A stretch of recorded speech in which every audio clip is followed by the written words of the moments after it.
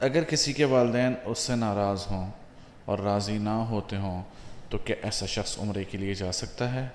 اور کیا ایسے شخص کا عمرہ قبول ہوگا؟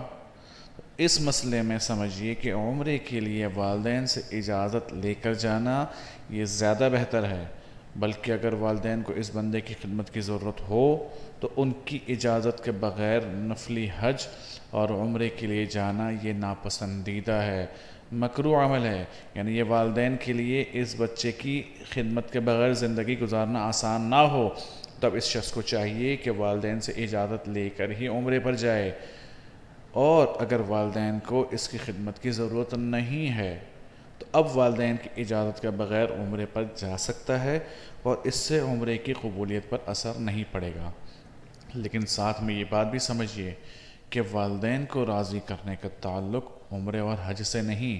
بلکہ انہیں راضی کرنا ضروری ہے۔ حضرت ابن عمر رضی اللہ عنہما سے کسی نے پوچھا کہ میں نے خراسان سے اپنی والدہ کو اپنے کندھے پر اٹھایا اور بیت اللہ لے کر آیا اور اسی طرح کندھے پر اٹھا کر حج کے مناسک ادا کروائے، کیا میں نے اپنی والدہ کا حق ادا کر دیا؟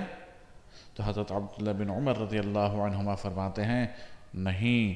ہرگز نہیں، یہ سب تو ماں کے اس ایک چکر کے برابر بھی نہیں جو اس نے تجھے پیٹ میں رکھ کر لگایا تھا۔ اسی طرح ایک اور روایت میں حضرت ابن عباس رضی اللہ عنہما نے فرمایا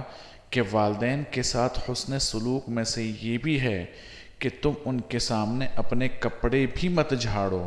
کہیں ایسا نہ ہو کہ کپڑوں کا غبار اور دھول ان پر لگ جائے۔ ایک اور کہ جن کے والدین بوڑھے ہو چکے ہوں، اللہ تعالیٰ نے خاص طور سے والدین کے بڑھاپے کو ذکر فرمایا اور ارشاد فرمایا کہ اگر ان میں کوئی ایک یا دونوں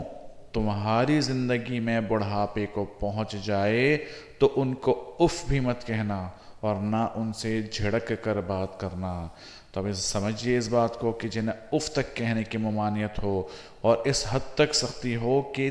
ان کے سامنے کپڑے بھی نہ جھاڑو کہ کہیں دھول لگ نہ جائے ان کو، ایسے والدین کا دل دکھانا، ایسے والدین کو ناراض کرنا، اس طرح